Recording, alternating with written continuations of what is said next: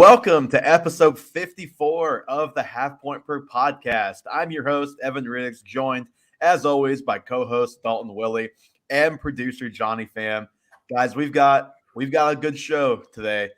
Dalton, after much confusion, has three compelling storylines from the AFC he's going to talk about. From the AFC? Yep, from the AFC. He never confirmed he was doing AFC, Right, so well. I'm quite concerned still. Well, we're going to find out if I know what teams in what division then on this episode. Well, that's true. We did have that mishap on Who's That Pokemon a couple of weeks ago. Yeah. Actually, that may have been Johnny, not you. So No, that was me.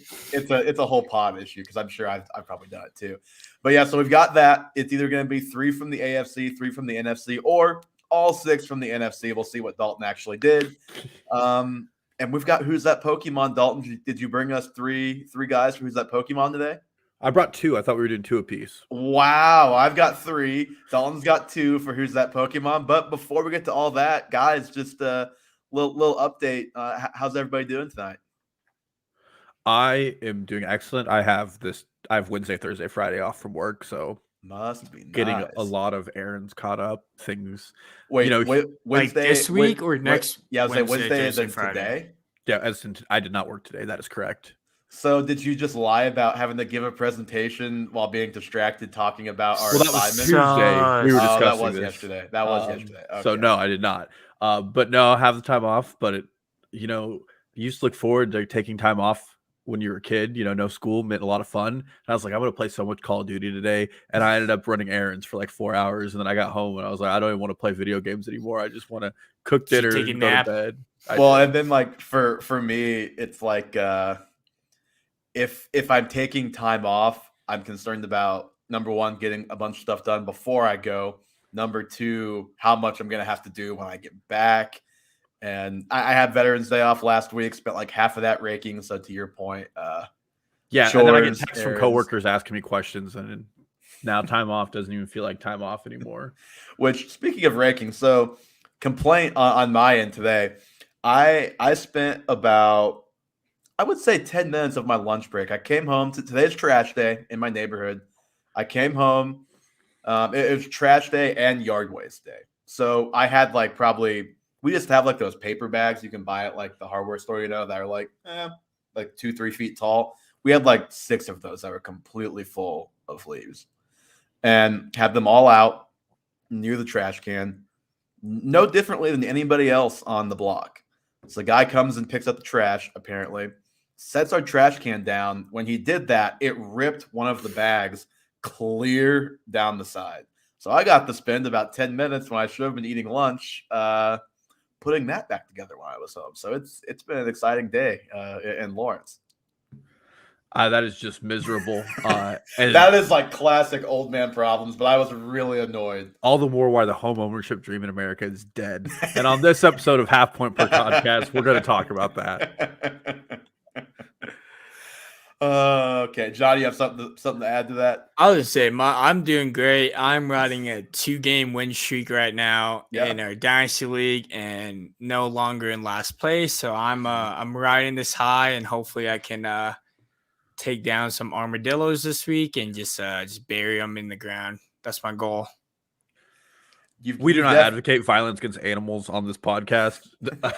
You've definitely got a shot because the armadillos are looking like they might not have any active running backs or receivers at this point with the way things are looking this week.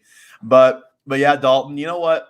We'll jump right into Who's That Pokemon. I'll go first since I brought 3, you brought 2. So I'll get my first one out of the way. But of course, actually, you know what? Before we even get to Who's That Pokemon, I jumped the gun. I wanted to talk about 2 quick topics. First, Odell Beckham Jr. We didn't talk about him at all last week because it was like a day after we podcasted. He signed with the Rams. He went 2 catches for 18 yards, played. I don't have the snap counts, but very few snaps. As someone who was cheering for Odell to not score any points last week and have it worked out, it was thrilling every time they lined up and he wasn't on the field. What do you make of his debut? And I'm assuming you think better days are ahead, but like, just how good do you think it can be for Odell on the Rams this year? Well, first and foremost, it just an incredibly crazy turn of events is that he is signed, and then the same day he is signed, Robert Woods tears his ACL at practice. In practice. I want to know where Odell Beckham Sr. was during that practice. Just for apparently Woods was, from what McVay said, just like running a route and just planted wrong. Yeah.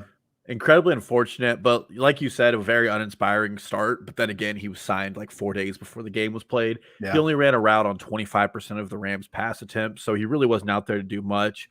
I mean, there's not a lot to say. I think he is going to continue to play better. I'm excited to see if whether or not he just takes over the Robert Woods role or if he gets some more deep targets and they move Van Jefferson around, because I feel like Odell would do a lot better in a over-the-top player for this offense. But that's to find out. I would probably have him as like a low-end wide receiver 3 rest of the season. When you think back to Odell's like best days in New York, this was maybe partially due to Eli Manning's own limitations. But like when you think of Odell in New York, you think of this guy would house like 10-yard slants on a regular basis. It was his like number one quality. So maybe he can do some of that Robert Woods stuff. And yeah, I'm with you in that it's hard to really take too much away from this game because, like you said, he hardly ran any routes, and then they just got down by so much. And I think they probably would have tried to game plan a little bit more to him if they were in control of this game, like they probably should have been, or not because of how they play, but just team to team, they're better than the 49ers. Like that was ridiculous how badly they got beaten down. Yeah, I mean. Truly surprising that the 49ers, after getting swamped by the Cardinals and Colt McCoy, came out and played a better game. And, I mean, the game plan for the 49ers was to keep it out of Jimmy Garoppolo's hands. And apparently everyone but the Rams was aware of that fact because they just let Elijah Mitchell run the ball all the time and have it work a lot of the time. Yeah. But, I mean, at the end of the day, I can't see Odell taking away these intermediate targets. And probably the Robert Woods injury to anybody is probably just going to make Cooper Kupp even more valuable. Mm-hmm. I mean, Tyler Higbee and Van Jefferson are around. They're not really big profiles for fantasy football. They get theirs here and there. I can't see Odell Beckham being an I just don't think he is what he used to be, if we're being honest. Yeah, I feel like all of the film guys who I've seen talk about him this year, though, still said like he may not be like the old Odell, but like he still looks pretty good. Like it's not like he's washed. It's not like we have this guy's a shell of himself. Yeah, well, I mean, Deshaun Jackson even looked good in his limited time with the Rams, so they can definitely game plan for him. But I mean, going forward, I think it's just going to be hit or miss on his weeks. He's not going to be consistent. Yeah, and I think if someone is taking from this week, like Van Jefferson clearly ahead of Odell, it's like you said. And then, like we've said, he was only there for a couple days. They got down. They probably would have featured him a little bit more had they actually been in control of this game. But instead, they're behind. They're playing 2-minute drill. They're playing hurry up. And when you're playing hurry up, you've got to have like plays loaded. And when he doesn't know the offense yet, that's just an impossible situation for a guy who's so new. And then like they were in the red zone for what felt like about 25 plays late in the game, and he was in for like 1 or 2 of them. And it's like, and I understand why, because the timing's got to be great between quarterback and receiver in the red zone when you're throwing in those tight windows. So I think it's going to be a battle between he and Van Jefferson, who's going to be the two in that offense. I'm not ready just to hand it to either of those guys really right now. I'd say they're both like top 40 type of guys is kind of what I'm thinking. Yeah, I'd agree. And I think there's just going to be a lot of rotation between the two of them. I mean, it really feels like that Odell was a playoff signing, that they think he's going to click in the playoffs, and that's really when this offense is going to take off. And going forward, you're going to be waiting. I mean, hopefully out of the bye, we see Odell featured in this offense, and then you can trust him going into your fantasy playoffs. Mm-hmm.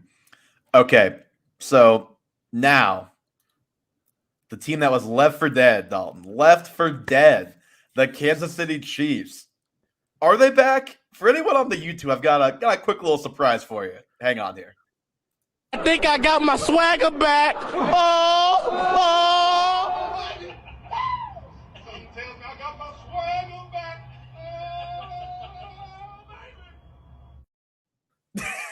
I love it. Oh my god. I had to get that. It's on our TikTok. If anyone hasn't seen it yet, I had to get that loaded up on the StreamYard. That's why I tweeted the link out so early. If anyone noticed, I had the link out by like 6:30. It's because I was doing that about an hour and a half, 2 hours ago. Did not expect that at all. That was great. I didn't want to tell you guys to see your reactions, but yeah, the Chiefs. I think they've got their swagger back, as Travis Kelce said. They just dismantled the Raiders on Sunday Night Football. And if you bought low on the Chiefs, Dalton, I'm sure you've got to be thrilled at this point, right? Yeah, I mean, last week we were saying Patrick Mahomes is someone you should run to pick up and buy as quickly as you can because his owners were probably upset with him.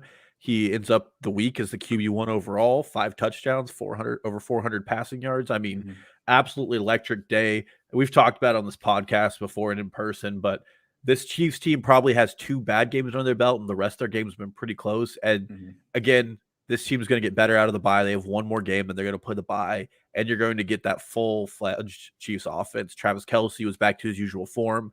Tyreek Hill looked great, and Darrell Williams channeled his inner Calvin Johnson for that last catch in the game. Well, it seemed like a lot has been made about the cover 2 shell, how much it's given the Chiefs and our team's problems. The Raiders are like more of a cover 3 team. So you're going to hear people say, well, they still haven't proven they can beat that coverage. And number one, there is still like shell concepts in cover 3.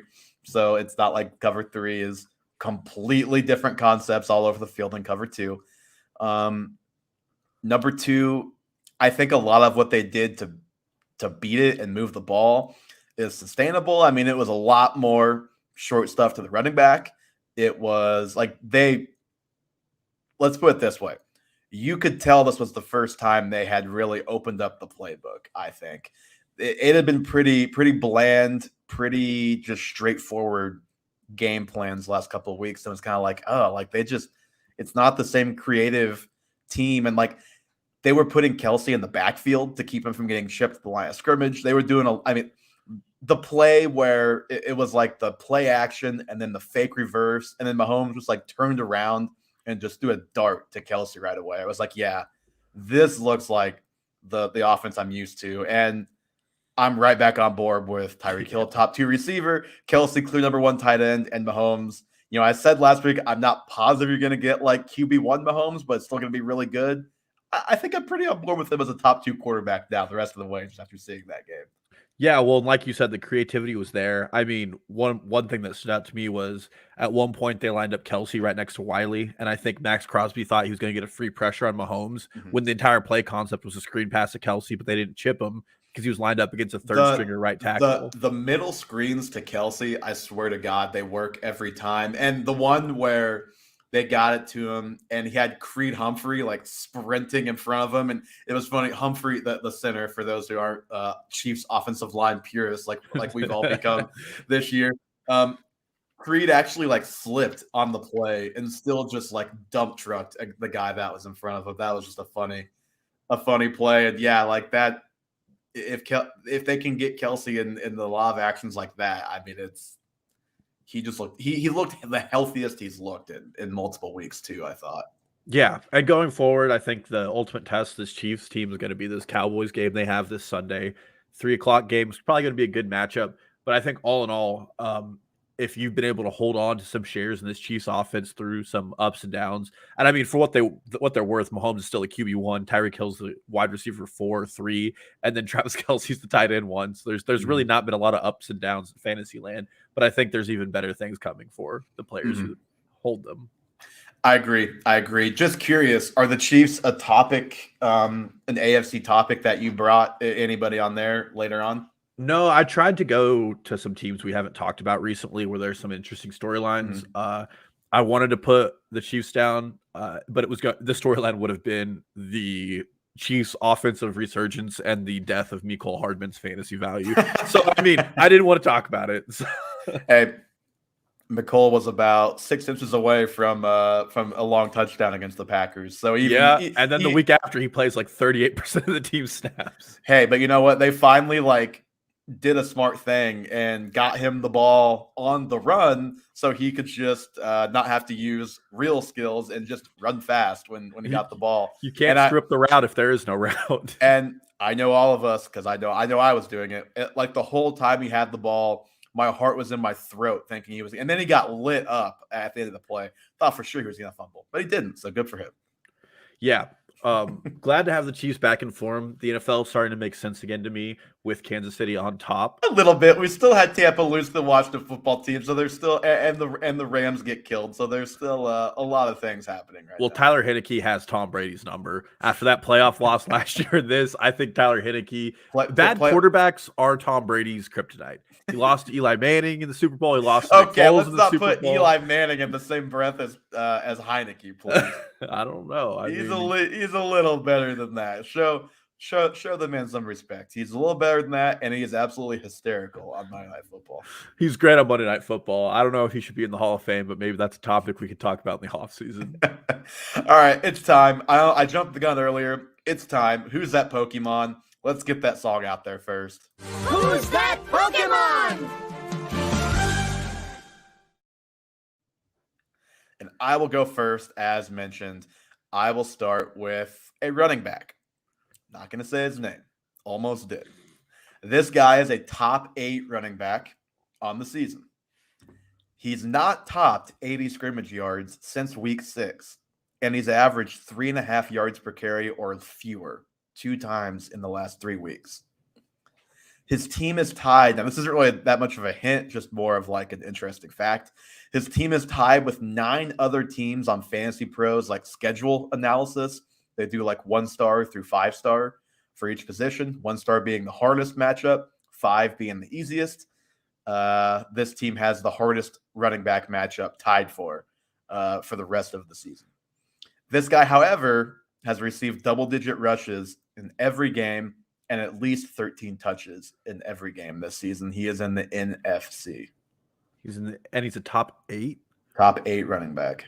And he hasn't gone over 80 scrimmage yards?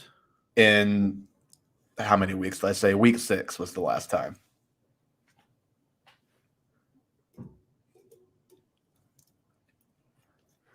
Is James Conner top 8? No, he went over 60 2 weeks ago. I would say I don't know if he is or not, but he's not the answer. And he's in the NFC, and he's not injured. He's not injured. Is it Alvin Kamara? It is not Alvin Kamara. He is a topic later in the show, though. Oh, Johnny, I feel like you're gonna get it. You get these all the time. You're probably better than both of us at this game. Is it Dalvin Cook? Not Dalvin Cook. He had a lot 1 week. Is Yeah, it Zeke? It is Zeke. There you go. 4th time the charm. Dang. Ezekiel Elliott. He is the RB7 on the season. When he hasn't scored touchdowns lately, or just at all this season, every guy is like carried by touchdowns to some extent, but his yards, he had like 2 or 3 huge yardage games, but outside of that, it's not been great efficiency. He actually only played. I know they've had 2 weird games the last 2 weeks, but his snap counts have been low. It's hard to really know how big of a carryover that is. But the main concern I have with the efficiency and the touchdowns and all of that is then you look at the strength of schedule and it's like actually hard down the stretch for the Cowboys. well, and I mean, this has been beaten to death like a dead horse. I don't want to over talk about it, but Tony Pollard still does look like the better back. I mean, last week he had that 1 catch where he went like 30 yards. And just in general, I think Tony Pollard's like the 3rd or 4th highest graded running back on PFF right now. And in general, the Cowboys offense functions fine with Zeke, but he's missing a lot of that explosive. With Cooper Rush 2 weeks ago, he had 1 carry. That was like old school Zeke where he really beats them up. But this really does look like he's kind of getting a swan song and he's slowly fading as the season goes on, and that Zeke's turning back into fat Zeke we saw last year, not skinny Zeke. It's been kind of weird because, like I said, he had a couple really high yardage games. In week 1, I know they hardly ran against the Bucs, but like we all remember that play where he could have scored the touchdown if he just makes that defensive I think back. it was a safety, wasn't it? Yeah, either a safety or a cornerback makes the D-back, either makes him miss in the open field or just, runs him over. and he did neither. Basically, fell down trying to do that. So he had a rough start. It was a good middle, and now it's been kind of tailing off. Like I said, he's averaged less than 3.5 yards a touch or a carry 2 of the last 3 weeks, and they obviously have 1 blowout loss and 1 blowout win in that stretch. But yeah, Ezekiel Elliott. All right, Dalton. Who's that Pokemon? You're All right, I feel first like of 2. both of mine this week are pretty easy since we're easing back into this. That's what you say, but you're gonna have like this guy ran 50% of the routes in week 4. Well, it's going to be like he has like the best short down distance work in the NFL or something. No, he's a top 12 running back in James the Conner. AFC. He's in the AFC. Good try. He's played over 80% of the team's snaps in all but 1 game. He has 57 total targets on the season, 6 total touchdowns, and averages 3.2 yards per touch. Is it Najee Harris? It's Najee Harris. the 3.2 yards per touch really drove it home. I know. I debated putting that one on there because, I mean, it is disgusting to look at his like breakdown of, because watching him play, and it's not entirely his fault. That Steelers offensive line, that Steelers offense is horrible, but it is the definition of close your eyes and don't watch the game, because it's like Najee Harris for 3 yards, Najee Harris for 4 yards. Oh, he got into the backfield 10 yards, 4 yards, 2 yards, 3 yards, a catch for 2 yards, a catch going backwards for -4 yards. His play-by-play is absolutely horrendous. But I mean, production in fantasy football from running backs comes from the players getting the work, and Najee's just getting it. I wanted to share this. You talking about Najee made me think of this. This is from Harris Football. Najee Harris did not score on this play. His caption to this tweet is, "Najee, score this." You can't see the safeties, obviously, but that's about as perfect as a setup as you're going to get. That's 7 of the 5 players on the field all blocked. And he didn't score that. So, how many yards did he get here? I have absolutely no idea. I just know he didn't score a touchdown. So he got 7. He's not in a great situation, to be sure, but also he's maybe left a little bit on the field a time or two. That being obviously, like, I saw that and I was like, wow, how in the world did he not score a touchdown on that play? It doesn't matter what the secondary looks like, because you've got, like you said, you've got 1, 2, 3, 4, 5, 6, 7 guys completely blocked. And it's like kind of like what I talked about with Zeke, where it's like you should be able to make that second level miss once you have a head of steam in the open field like that. He's like the Trent Richardson. He at least is running through the hole. Yeah, I just meant like the comparison of like how big the lane is to where he should have scored and somehow didn't. I think Najee's good, but I just as soon as you said him, I was like, I have to go find that picture, because I saw that yesterday. I was like floored that he apparently didn't. Well, he didn't score because he didn't have a touchdown in the game, I don't think. So yeah, well, that game in general should not have been allowed to be televised on football. Lions Steelers was an absolute joke of a game. So Noah, if you're watching this and you lost by 13 points with Najee Harris in your lineup, it's possible that play was the reason why. Don't know how long of a run that would have been, but it's possible that would have been long enough for 13 points. I don't know. He barely lost, if you remember. He only lost by like 8 or 9. Evan, you ready for your next one? Oh yeah. Who's that Pokemon? All right, so this guy's a top 20 running back on the season. He's played 54% or more of the team snaps 5 times this year. In those 5 games, if you ranked him just with the other running backs in those 5, so you take his 5 games and everybody else's same 5 games, you put him in the rankings just for that 5-week stretch. He's the RB4 on the season. AJ Dillon. No. This probably would have, if you would have waited for my last hit, this probably would have given it away. That's not AJ Dillon, at least. He's 14th among running backs in targets this year. And what division is he in? AFC. That also would have given it away. It's not AJ Dillon. He's 14th in running backs among targets. Yep, 14th among running backs in total targets. I feel like this is one of those didn't see it coming. Is it Melvin Gordon? No, not Melvin Gordon. I don't know what his targets are, but yeah, that's not like a bad guess. This one's a little tricky. And the way I worded, I'll give you this hint. I'll further the 5-week hint. It's not just any 5 weeks; it's the last 5 weeks. Oh, it's definitely Daryl the Barrel. There you right? go. Yep. Daryl Williams. I didn't want to give that hint like that because I knew that would give it away. So I just wanted to say 5 games. But yeah, the last 5 weeks, Daryl is the RB4 the last 5 weeks. Wow. As a CEH truther, Clyde Edwards-Helaire could equally be doing the exact same things had he not hurt his knee against the Buffalo Bills. I think Clyde is still going to come back and be the starter, but I'm curious. I mean, Daryl was already kind of working in a little bit, as he should. Like, Clyde's a smaller guy, and no running back really is a workhorse except for like 3 or 4 anyways. But I'm curious, like, is this going to be like a true 50-50? And like Daryl, for as good of a receiver as Clyde was in college, I think Daryl's a better receiver. Well, like, we saw what he did. Obviously, he made the catch of the end zone that everybody saw, but like he went over 100 yards last night. Yeah, he's always been a guy that the Chiefs really trust in the passing game, even when he's not playing very much. And part of that is blocking, but part of that is he's just reliable out of the backfield. And so yeah, I'm just curious what that split looks like going forward, and I felt I had to put him in there when I saw he was the RB4 in the line. To be clear, he's been aided by no bye week. There's like Joe Mixon's the like RB3 with a bye, I think, in the last month. Like Michael Carter was like the RB7, but AK was hurt again. He had a bye, yeah. So like there's definitely like mitigating factors, but still like RB4 is RB4 for over a month of the season. That's pretty insane. That's tough, especially for a guy that probably went undrafted in the majority of your leagues. Yeah, I would say so. All right, Dalton, your last one. Who's that Pokemon? Like I said, this guy's probably going to be pretty much a gimme. He's in the AFC. He was a former first-round pick in the real NFL draft.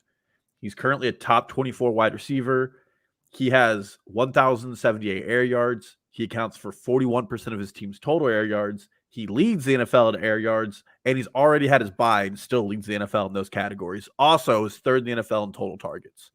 Yeah. Oh, that's actually funny because my next guy is a targets question too. So I wish is it Jamar Chase? He's a wide receiver, but no. Wait. Sorry. Yes, but no, it's not Jamar Chase. Wait, but so this is a wide receiver, right? Yes, sorry. When you said Jamar Chase, for whatever reason, I heard Jamar Jefferson, and I was like, why is he guessing the third string running back for the Detroit Lions? Sorry. Yeah, but no, it's not. It's not Jamar Chase. You're close though. Jamar Chase. So he's a wide receiver. Someone Photoshop question marks above my head because I was very confused at that part. Okay, so not Jefferson. I mean, was Hollywood Brown a real life first round pick? Do you remember in the NFL draft? Because he was the one that jumped to mind, but I can't remember if he's a first round pick in real life. I don't think he was. Yeah, I don't think he was either.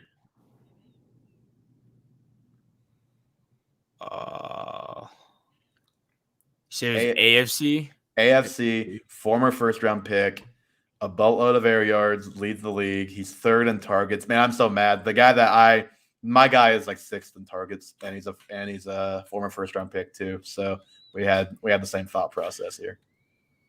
Any guesses, Johnny? I'll guess one more time, but I mean, I don't remember when these guys get drafted anymore. My last hit is last week. He had 5 red zone targets and got none of them for a touchdown. I don't know. I got nothing. Pittman? No, that's a good guess though. He would have been a first round pick if the Chiefs took him over Clyde Edwards-Helaire like 2 picks earlier. That would have been cool.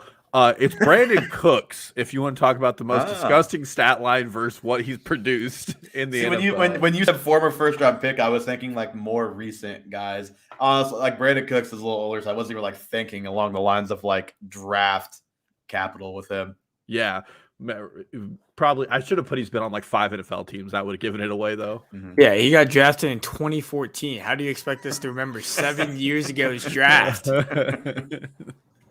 Well, I wanted the Chiefs take him because that was right after the season we threw no touchdowns to a wide receiver, I'm pretty sure. Who the Chiefs take in the 2014 first round? That's a good question. I couldn't. You must not want him that back, so you don't remember who we took him instead. All right, Evan. Your last one. All right, got to play drop one last time. Who's that Pokemon? So this guy, as I already told you, this wasn't even in my hints, but he's a former first-round pick. He's a top 30 receiver on the season.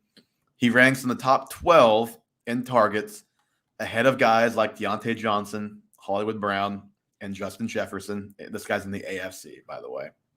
He's been pretty efficient on those targets, too. He's 6th in the NFL in receptions. But he only has 3 touchdowns this season. That's tied with DJ Moore for the lowest among guys in the top 12 in targets. And it's funny, only Brandon Cooks with 2 touchdowns has fewer touchdowns than those 2 guys in the top 12 in targets. He has a lot of targets, only 2 touchdowns. Probably plays for a bad offense then, but he's a target machine on that offense. Is it Jalen Waddle? It is Jalen Waddle. Yes! It's my guy that never scores a touchdown. I was going to say, Johnny should know this because he lives this every week in our Dynasty League. Oh, see, I'm like, oh, okay, he's getting 12 targets, 10 catches. Okay, 94 yards. That's it. Okay, all right. Or the occasional 8 catch for, whatever. I know that we could talk about it. It was like 10 catches for like 65 yards. Yeah, and it was like only the 3rd or 4th time it had been accomplished in NFL history. It legitimately just feels like every week for me. Like, let me see. Like week 8, he had 11 targets, 4 catches. Week 9, 4 catches. 10 targets, 8 catches. Oh, week 6, he had 13 targets, 10 catches. How many yards was that? 70. That's the week. Yep, 10 catches for 70 yards. Week 3, he basically had a good running targets, back week. 12 receptions, 58 yards for 4.83 He has yards per catch. The highest yardage week he's had was 83. So I put him on here for two reasons. Number one, number one, to hurt Johnny. So now 3 reasons. Number 2, with his ADOT being like basically about this far down the field. For those who can't see me, it's about 1 inch. 1 inch down the field. It limits his upside. But number 3, he only has 3 touchdowns. So he could still have more touchdowns with a low ADOT. It's just the Dolphins like to let 3rd-string tight ends score in the red zone. Durham Smythe. Once or twice a week.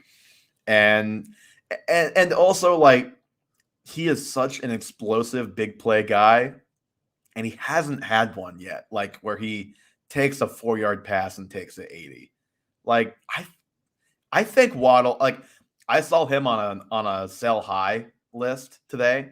I disagree with that. I think I'd be holding because I don't like he's had a lot of targets, and the argument was like, Will Fuller's coming back, like Devontae Parker's. Yeah, that's the thing. It's like, well, Fuller's coming back, and Devontae Parker's not gonna be out every week, and like Gesicki's not gonna have 0 catches on however many targets he had last week, every week.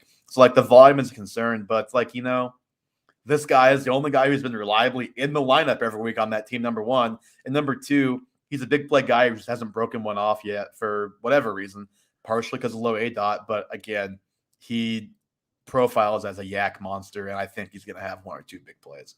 Well, we'll also talk about this later on one of my storylines, but he is a rookie. So we're talking about a guy who's playing in the first half of the season of the NFL. He's still getting attuned to it. And a lot of the times, the second half of the NFL is where we see these big breakouts. Think Justin Jefferson last year. Well, Devontae Smith is like in the middle of that right Devontae now. Smith, and the thing with the other thing with Waddle is, correct me if I'm wrong, this is off the top of my head, but they've played the Bills twice already, right?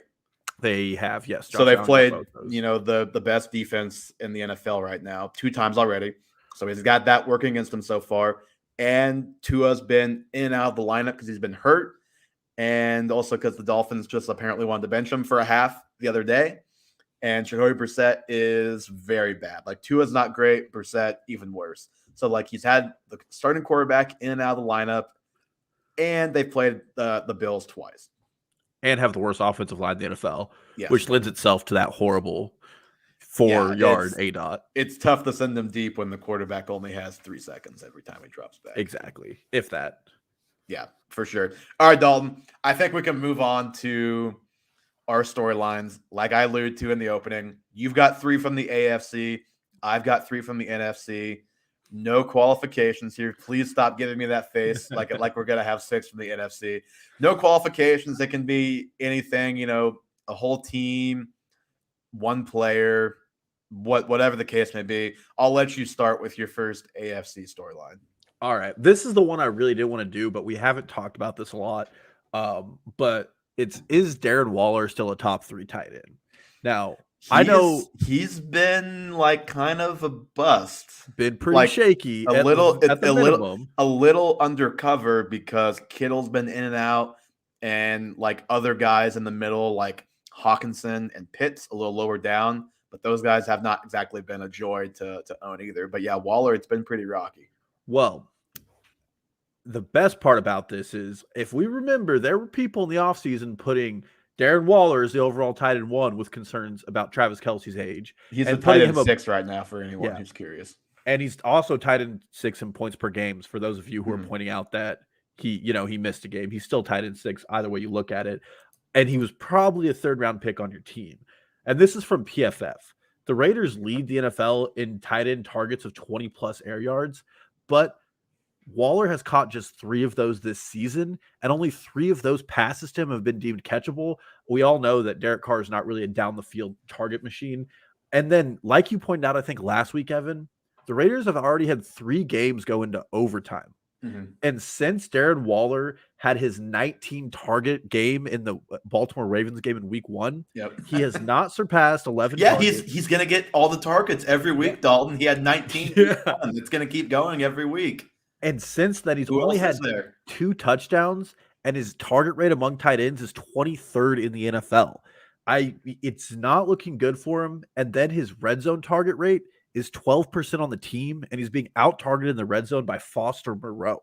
Well, and Hunter Renfrow is like a guaranteed 7 receptions every week, it feels like. Yeah, and we're seeing a resurgence of Mark Andrews in the Ravens passing attack. I know he had a 0 last week, but Mike Gesicki is absolutely getting abused when it comes to targets in that Dolphins offense. Well, and you've got like Dawson Knox who's missed time, but just looking at points per game, he's actually just a tick higher at 10.5 compared to 10.4. He's been right there with Waller in 7 games versus 8 games. Yeah, and then you have Kyle Pitts, who I think everybody feels like is on the cusp of a breakout game. It's probably not happening against the Patriots, who are going to probably triple team him this week. Absolutely not. But he was trending on Twitter today. I was like, oh God, what happened to Kyle Pitts? I click it. The first tweet says, everyone please pray for Kyle Pitts. I was like, oh God, what happened? And then it was like a couple of enters because he's going to get triple teamed every play by Bill Belichick on Thursday night. Is Darren Waller top 3 tight end? Can you reliably count on him for that going forward? No, I don't think so. And for all the reasons that you mentioned, number 1, number 2, that offense as a whole is not going in the right direction right now. Obviously, we know it's been a tumultuous season for that team. You lose your coach. No matter what we may think of that coach, good or bad, it's still a lot to deal with to lose your head coach in the middle of the season. And especially it's like he was going to get fired. Like they weren't expecting it. It was completely out of nowhere. And then obviously everyone knows what happened with Henry Ruggs. And again, just a real terrible thing off the field. On the field, they don't have the guy to stretch the defense really anymore or as effectively as Ruggs and open up space for Waller in the middle of the field. They brought in Deshaun Jackson to kind of try and be that guy. And we saw the other day, he can still be that guy at times. He can also decide to run diagonally and get stripped after making a catch. So yeah, I just don't love the way that offense as a whole is trending. Like even the offensive line, like you have the rookie Leatherwood who they started at tackle early in the season. They traded way up to get him. They're like, oh, we have to move him to guard now because he's a guard who we drafted as a tackle and traded up for, but his arms, he has T-Rex arms like every other tackle in this class outside of the top guy or two pretty much did. So they've just got, you can look at every part of that offense and find something that is not working great right now. Yeah, well, and probably worse to his value is the loss of Alec Ingold to a torn ACL last night. I know in fantasy football we don't care about fullbacks, but when it comes to the blocking schemes of the Raiders, he was a really big part of how they ran their run game. I care about for Josh Jacobs too. Yeah. Yeah. And it's probably going to result in Darren Waller playing more in blocking formations or Foster Moreau being more in the game in those formations. I just, in general, I just don't think he's a guy that I would put in my top 3. If we were doing next year rankings, I don't think Darren Waller makes the list of top 3. Definitely still a top 5 or 6 guy. But like we've said before, there's a big drop off, especially with the capital you spent on him this year. Well, and if you're doing like rest of the season ranks, like it's Kelsey 1, Andrews 2. I think that's pretty clear.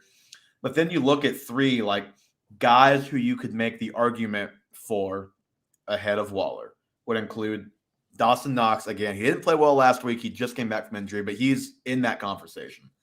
Like Gronk has been out for 2 months, but he's in that conversation when he's back. We've got to see him not play well on the field before we ding him too much in the ranks. Kyle Pitts, as you mentioned, I think that breakout is probably coming at some point for him, especially. We don't know about Ridley, but if Ridley comes back, I think that's going to help Pitts out. And then, like you said, Gesicki has 1 million targets. Like what's the like? Dalton Schultz, like he's not too far off in points per game. I take Waller over him. But there's like a lot. The point is there's a lot of guys who are either right there with him or just slightly below, and it's been. Well, you didn't mention George Kittle. George. Yeah, I would take Kittle as probably the 3. I guess I forgot about Kittle. Well, then you have guys like Goddard, who I think before the injury we were just seeing he was getting a lot of work in that Eagles offense after the trade of Zach Ertz. I mean. He still seals in, and he's a weekly top 12 guy. It's just hard for me to justify him up that high any longer. I agree. Okay, so my first one in the NFC, John, you're going to like this one. The emergence of A.J. Dillon.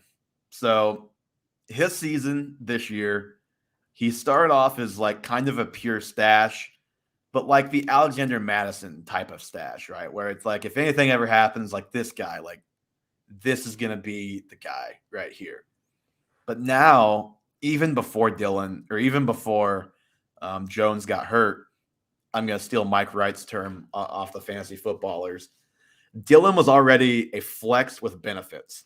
Now he's a top 5 to 7 running back for the week or two that Jones is out and he gets that standalone work. So you look at last week, he had 21 carries. He scored twice. I think he was the RB1 overall in fantasy last week. And just every time I watch him, he just passes the eye test. He's explosive. Obviously, everyone knows how big he and his quads are, but he's explosive. He can catch the ball a little bit. Did that some last week too. You like that the Packers play the Vikings this week, who are bottom 10 in DVOA against the run this year. But to me, I think the larger point is even after Jones comes back, like Dillon had been getting more work as of late. I think he's a guy that even when Jones is back, you can put in there as a low-end RB2 if you're a receiver-heavy team or at that flex spot if you're looking for some upside at the flex. Because just look at his numbers. He didn't have a rushing touchdown until last week. Like I know Aaron Jones is awesome, and he's the guy they give it to in the red zone. But, like, look at A.J. Dillon. Like, just look at the guy. Like, him having 0 rushing touchdowns for that many games, even with Aaron Jones, like, that's probably not sustainable. Like, I think better days are ahead, even with Aaron Jones, as far as rushing success in the red zone goes. And then you just look at him compared to last year. He's already more than doubled his attempts from last year. He's close to doubling his rushing yards. And the big thing is he has 16 receptions, which, like, isn't a ton, but he had 2 last year. So like his role is growing in that area too. So you're seeing his role grow even without Aaron Jones. And then these couple of weeks, or even with Aaron Jones, and then now without him for these couple of weeks, he's going to be just a monster, I think. And I think that like the phrase league winner is tossed out a lot. I think even when Jones comes back, like this is a league winner because you're going to get a couple of weeks of a top like 5 to 7 guy. And then if you get a guy who you draft in the double-digit rounds to be a startable running back for you down the stretch, like that is just so huge for your team. Yeah, I agree with that. Obviously, last year we got to see A.J. Dillon against the Titans in one of his full workload games where he absolutely shredded the Titans in a game where he outperformed Derrick Henry. He's just very, very different in the way he plays than Aaron Jones. But this was a fun stat I saw on Twitter that I had bookmarked the tweet anyways. But out of his last 10 catches, AJ Dillon is averaging over 10 yards a catch. Now, obviously, there's a very limit. I think he only has like 20 or like 18 catches on the season. But that's just crazy is that when he does catch the ball, he's getting like these 10, 20 chunk yard gains. I think last week he averaged like 31 yards a catch, or was that 2 weeks ago? Last week it was 31 yards. Yeah, because he had I think he had like a 40-yard reception or something late in the fourth quarter of that game. Yeah, he went 2 for 2 for 62 yards. So absolutely a league winner. And we know the Packers don't like to overutilize Aaron Jones. They like him at like that 60 to 65% range. Mm-hmm. So going forward, they're probably going to try to utilize AJ Dillon. And as a smart team that's definitely making the playoffs in a very stacked NFC this year, the Packers are probably going to want to let Aaron Jones come back slowly and use him, more sparingly going into the playoffs and let him be the weapon he is. And that definitely bodes well for AJ Dillon owners who are going to get the full, array of his ability, because obviously he can catch the ball and run the ball. Mm-hmm. Yep. Obviously 100% with you. So Johnny, there you go. A topic to make you happy after the Jalen Waddle sadness earlier. Dalton, what's your second story here? Like I told you earlier, we're going to talk about the Houston Texans. We're going to talk about the Jets, and now it's Jets time, boys, because it is Elijah Moore breakout season. But I'll let you talk, but he only ran like 30% of the route. Or like he was not getting the playing time he should have last week. I don't know what the exact number or stat was, but it was making the Twitter folks very mad. That's all. Yes, he only played 56% of the team's snap last week, which is scary. But first and foremost, let's talk about his last 3 games. He's had over 60 yards in all 3, touchdowns in the last 2. Obviously, 2 weeks ago, he had 2 touchdowns and was, I think, the wide receiver 1 overall or close to it. Mm-hmm. But even though he's running a low percent of routes last week, he was 13th in the NFL in total air yards. He had 26% of the team's total air yards. When he's out there, he gets targeted. And this week, when they play Miami ranks 3rd in the NFL in points allowed to wide receivers. I still think Corey Davis is going to be the one getting shadowed by the elite corner for Miami. But more importantly, is Joe Flacco an upgrade? Over Zach Wilson? Is he? And Mike White?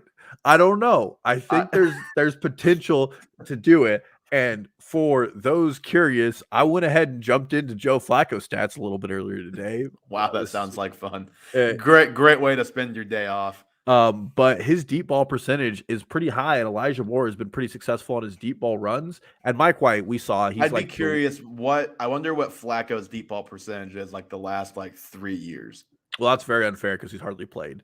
But he was the starter for the Broncos for a little bit. He was the starter for the first 10 games of Lamar Jackson's career. So he's had a couple starting roles the last 3-4 years. My point is, I think as he's gotten older, those deep shots are becoming less frequent. Absolutely. But Mike White had the lowest yards per target in the NFL in the 2 games he's played. So I'm sure Joe Flacco will give the upside. And then last but not least, you're sure he's going to give the upside? I'm not so sure. Compared to Mike White, I'm sorry. Let me put a little asterisk to this statement. Compared to Mike White, Joe Flacco might be an upgrade. And Zach Wilson has been absolutely putrid this season. No matter what you can say, he has not been good for that offense. I agree. He was getting better before he got hurt. He was getting better from worse than trash to start the season, to be clear, but he was still improving. Yeah, absolutely. And soon Becton comes back for this offensive line, so hopefully they can decrease the pressures for whoever's at quarterback, which could lend itself to a couple more deep shots. And Elijah Moore, halfway through a season, starting to pick it up as a rookie. If they give him an 80 or 90% snap share, then we're really talking big numbers from this guy. Yeah, but you're Jamison Crowder is still playing a decent chunk more of the snaps, which I don't get. I don't. It's not even because they I'd get if Corey Davis were playing more, and he probably is, but because those guys have different roles. Crowder's role is what Elijah Moore's role should be. So number one, they probably should have just got rid of Crowder in the offseason. But if they brought him back, whatever. I don't get playing him more than your rookie at this point in the season. We're week 11 right now. We're more than halfway through the season. My concern with Moore would be that I already worry enough about Michael Carter in this bad offense. Week to week, you're going to have weeks where he only has like 6, 7, 8 points just because they score 10 points, get their doors blown off by whoever it is they play. And you're going to have weeks where, yeah, maybe they do hang around and those guys put up big numbers. I just think it's going to be inconsistent, and especially with Moore, where he hasn't like clearly won his role yet. I'm not sure. Like, he's going to have big weeks, but I'm not sure how you ever know when they're coming. Yes, but I mean, where you drafted Moore and whether or not he stayed on the team or if you picked him up off the waiver wire are two things that really play into this. And I think he has flex-worthy consideration. Over the last 3 weeks, he's top 10 in the NFL in open percentage on routes run. I mean, he really is dominating it. And I just no, I know my questions are not about him. They're about how much they're playing him and how bad they stink. Those are the two main questions. You have to believe that cream rises to the top. And you cannot tell me that Jameson Crowder is better than Elijah Moore at this point in their careers. Cream can only rise so far when the team is in the cellar. That is true. All right, Evan, what do you have for us next? That's why Michael Carter's like not RB13 if I were doing rest of season ranks. He's like RB like 19 because they just stink. They're very bad. My next story. So this is a team that went from being pretty bad to like they're kind of interesting now. To me, it's the Eagles and their offensive transformation the last couple of weeks. And they went from a team, I don't have the stat in front of me. I think we talked about it at one point earlier in the season. They were handing the ball off at like a comically low percentage of their plays. Even in neutral game scripts, they were just dropping Jalen Hurts back and letting them sling it, which never made sense to me. Why you do that with a quarterback who's not a great thrower and a very good dual threat guy, but whatever. Now you look at them, even after the pass heavy approach, the first probably 7 weeks, I think that's really been the last couple of weeks they've shifted. They're second in the NFL in rushing play percentage at 47.8%. The last 3 games, they're number one by a wide margin. And the part of it is because they beat the Lions 44-6, but they're 68.3% of their plays have been runs the last couple of weeks. That number is not sustainable, but what is sustainable is I think they have shifted more toward being a running team as opposed to a passing team, which again, just makes more sense given the personnel. And I think fantasy-wise, well, so this means this is a few things I want to say here. Number one, very unfortunate that this switch seemed to take place the second that Miles Sanders went down. So that's been fun for anyone that owns Miles Sanders. I'm sorry that you had to deal with that, especially if you didn't have Jordan Howard or Kenneth Gainwell for the brief moment he was the guy, or Boston Scott. Yeah. But if this continues, and I think it will, because it should, I think Sanders is like a top 15 to 18 type of guy rest of season at running back. So that's number one.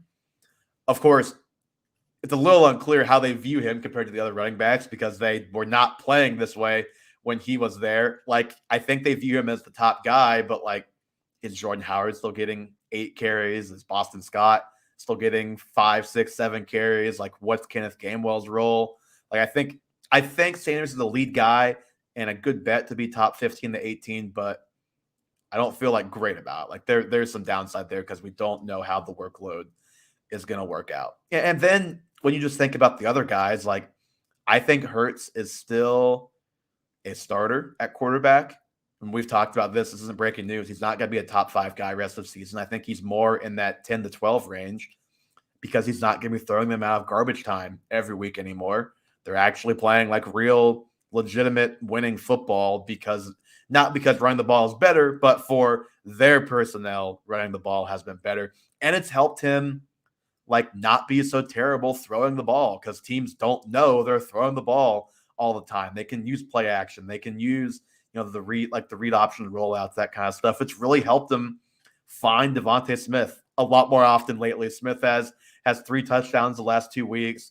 I mentioned it earlier. He's in the middle of that rookie breakout right now. He's been awesome, but I think he's the only guy with Goddard being hurt.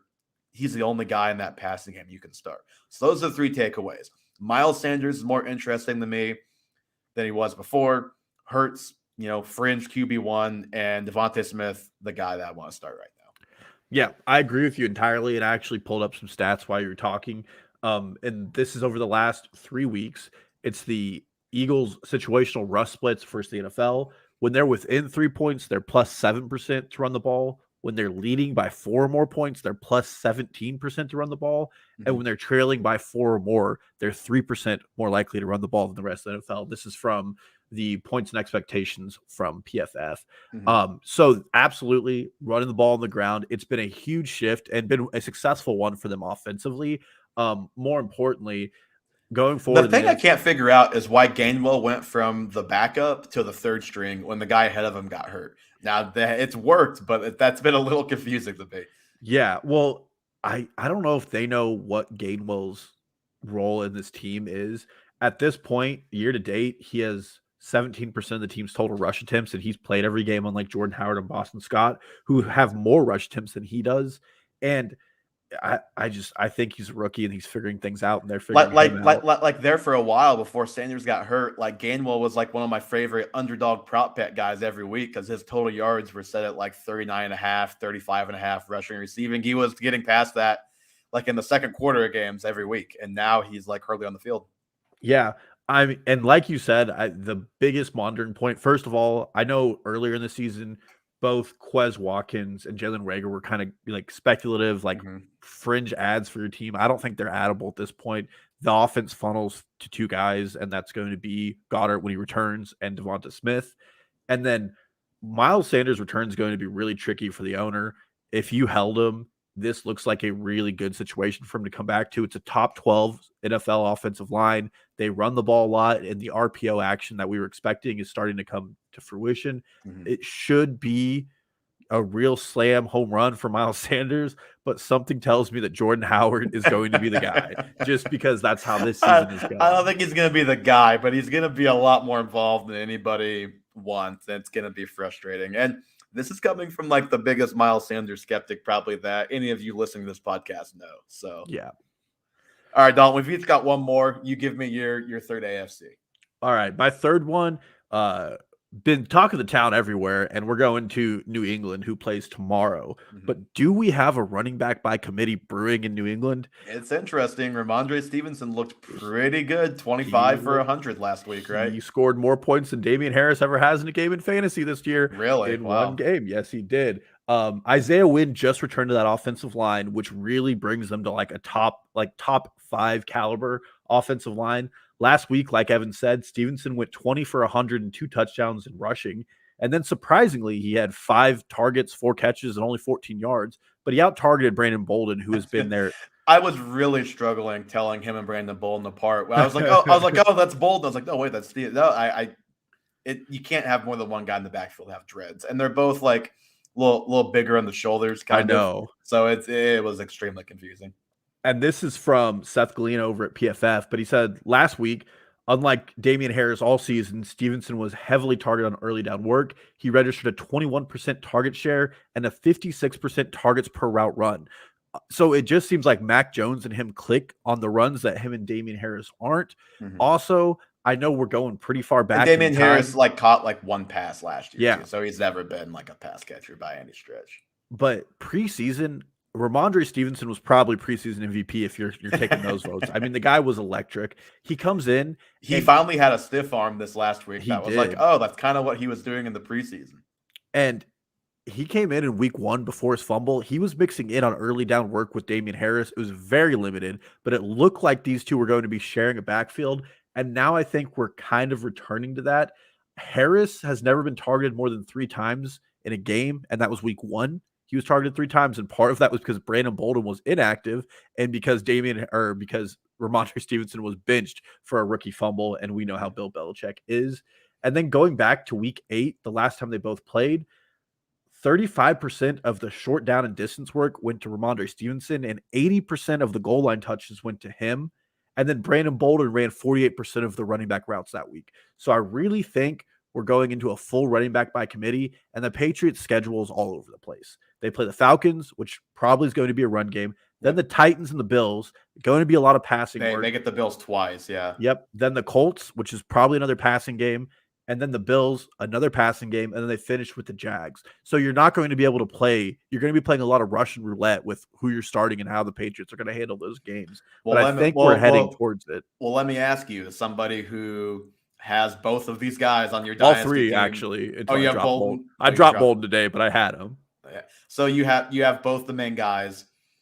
I think we'll see, I guess, tomorrow night, obviously, but it seems like Damien Harris is like on track to play, like has gone through some practice and walkthrough stuff. So if Damien Harris plays, and I'm assuming you're only starting one of those guys, which one are you choosing? Well, that's a great question. I'm starting Damien Harris, and this is one of the worst things you can do as a fantasy manager, but I went and watched Bill Belichick speak and read an Athletic article, and he said it was great seeing Ramondre out there, but it's glad to know we have guys behind Damien who can still be our guy. And that's a lot of people, including Josh Norris over at Underdog, are basing their entire like Damien Harris still is viable in fantasy idea off of that. And it's got to be a stressful feeling basing your entire opinion off of something Bill Belichick said. But it's just, if you're an owner, first of all, if you're Damien Harris, we're one Damien Harris fumble on the goal line, which he's had multiple this year, away from Ramondre being the guy, I think. Well, and I trusted our boy Matt Harmon, and thought Ramondre Stevenson was just a better back when they drafted him in draft. I actually think Stevenson might be better. I mean, he looks really good. But if you own both, and God hope you do, because if you don't, it's really bad. I'm starting Damien Harris until probably Thursday night. We get a more clear understanding of it, but it is Bill Belichick. But even Thursday, like it's possible Damien Harris, not to freak you out, starting Damien Harris, but it's possible Damien Harris is limited, only plays 30% of the snaps, has 5-7 carries, something like that, and then we get this is his first game back. We just mix them in. He'll be more involved next week. And it's like, okay, now we have to wait a whole nother week. We have to take this jump again and see which side is right. So I'm not sure it's a guarantee we get clarity on Thursday night. If Damien Harris is the guy more involved, I think we have that clarity that for now he's the guy. But if Stevenson's more involved, I don't think we should run with that after just one week. I think my best advice is if you can get away from these two, is you get away from them as quickly as possible. I am in serious consideration of starting Deontay Foreman over Damien Harris for those interested in my dynasty team. I wouldn't do that. Okay. My last one here, we're going to move to New Orleans, and I just want to know what we think of this situation the rest of the season, because it's not looking so great. They didn't have a ton of guys on offense to begin with. They lose Jameis, which, Jameis, not great, still better, or at least provides more upside than Trevor Siemian does. There was that glimmer of hope that Michael Thomas might come back. Like when he's back, that's probably going to help their offense. Like Jameis had Mike Evans and Chris Godwin both fantasy relevant. Like he's going to be good enough to where Michael Thomas is fantasy relevant, and it's going to help the other guys. He's not coming back. Obviously, everyone knows he's on the PUP for the whole season with the same ankle that he's had for 14 months now. So now your top receivers are Traquan Smith, Deontay Harris, Marquez Callaway. Guys who would not be starters on a lot of other teams. Guys who might not is any of those guys in the top 6 on the Bucks? Like the Bucks are the standard, but still, are any of those guys cracking the top 6 on that team? Probably not. Definitely not, actually. And as I mentioned, Jameis done for the year. Now you have Trevor Siemian, and you have Taysom Hill, who's probably going to mix in. And my main concern, obviously, because he's really the only concern that you should have with all of this, is for Alvin Kamara, because he's the RB8 right now. He's been banged up. Let me look at how many games he's played. I don't remember if they've had their bye. He has, so he's missed 2 games. Yeah, so he's played 8 games, RB8. He's had a great season. If you look at points per game, he's the RB4 in points per game. So he's been awesome. But my concerns. The Saints are a really, really slow offense. Really slow, really deliberate. They don't run a lot of plays. And when they do, They run the ball a lot. So, like, not terrible. Like, the Kamara is still getting touches, but he's at a career low 4 receptions per game. So he's not getting the kind of touches that you're used to as often. He's had 3 or fewer receptions in half of his games this year. And just because of that factor alone, that factor coupled with, I should say, the fact that the offense isn't very good. And so the rushing, even for as good as he is, the rushing is just not efficient. His ceiling is just a lot more dependent on touchdowns than it's ever been in his career. He was a guy that was a lot like McCaffrey, McCaffrey didn't even have a touchdown the last 2 weeks, or last week especially, and he's still 20-plus points. Like, that should be Kamara. But I don't really think that's the reality anymore, given the situation and the team that he's on. And then you look, they bring in Mark Ingram. And in the 2 games that those two played together, those were Kamara's 2 lowest snap shares of the season. Like, he still outsnapped Ingram. He still got a lot of touches. He still had 18 points against the Falcons. Now, I will say, if you look at that game in particular, he had a touchdown very late in the game, which they still count, but like, he went a long time in that game where you thought, okay, he's going to have like 9 points this week. Like, this is really bad. So he saved his week with some big plays down the stretch. But I don't know. Now you have Ingram, who is cutting into that workload a little bit. Probably a little bit like with Aaron Jones. Like, it's not like the Saints are guaranteed to make the playoffs, but they don't want to run their guy into the ground, basically. So you have that factor too, on top of just not a good offense. And then I mentioned Taysom Hill. Like, they're saying he's going to be more involved. I have no reason not to believe them, because they have proved plenty of times they will give Taysom Hill the ball, and they will give it to him inside the 10 quite often. So, like, I think Kamara is a great player.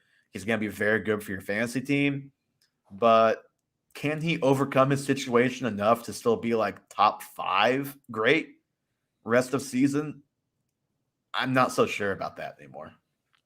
Yeah, someone in this podcast had him down as a bust.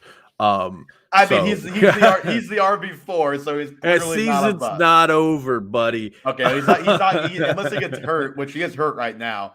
But unless he like misses a serious amount of games here, he's not going to finish like as the RB20. Yeah, well, and what he's doing is he's making up for his inefficiencies in the pass and run game with touchdown equity. He has 9 touchdowns on the season through rushing and receiving.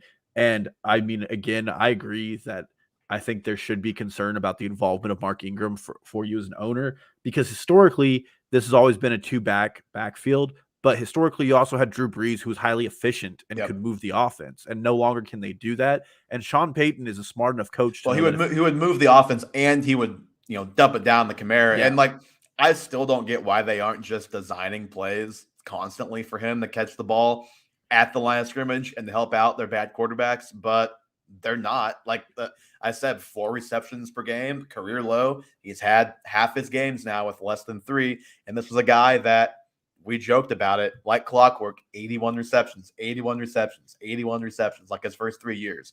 I don't know what he's on track for right now, but it can't be that. No, I don't think it's even close to that. And his one big blow-up game, which is really elevating, his scoring, was Seattle, where he got 11 targets and 10 catches. Mm-hmm. And since then, you just haven't seen it. And I mean, Mark Ingram looks like he's having a late career renaissance back in New Orleans as well.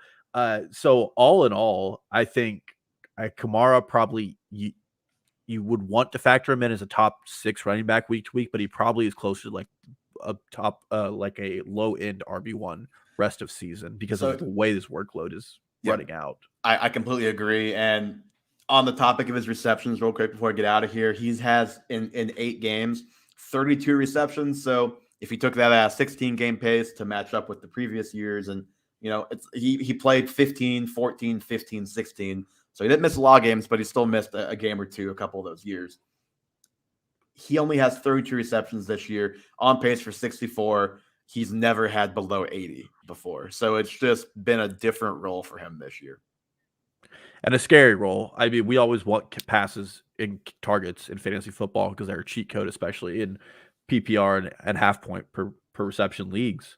And I'll just say this as a closing thought. There's a reason why our friend of the show and and guessed Eli Berry has been upset with Sean Payton this year. Not just because Eli has Kamara on his fantasy team, but because he wants the Saints to win.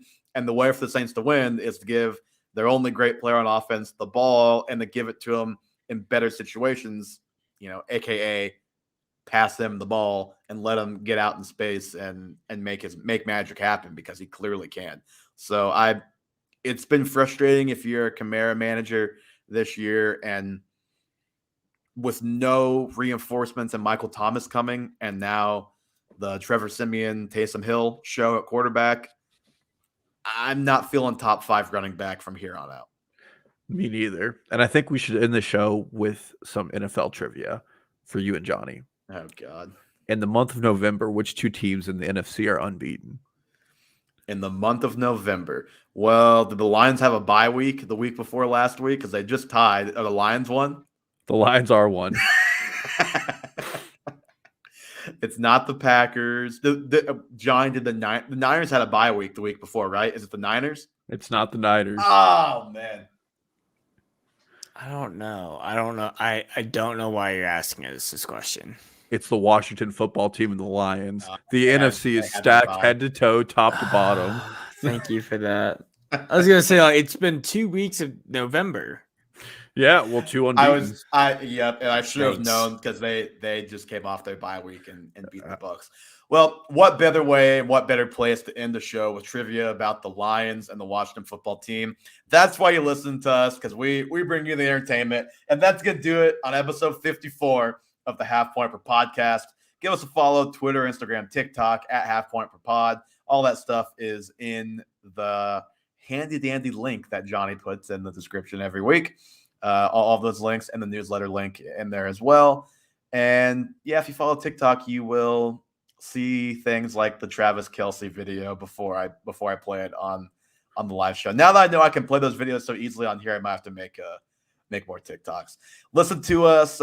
We will see about live stream as always. It's a very week-to-week, day-to-day type of thing, but we'll for sure be back next week to talk about what has been just a wild NFL season, and I'm sure this weekend will bring us no shortage of interesting topics to talk about. But until then, best of luck this weekend, and we'll talk to you guys soon.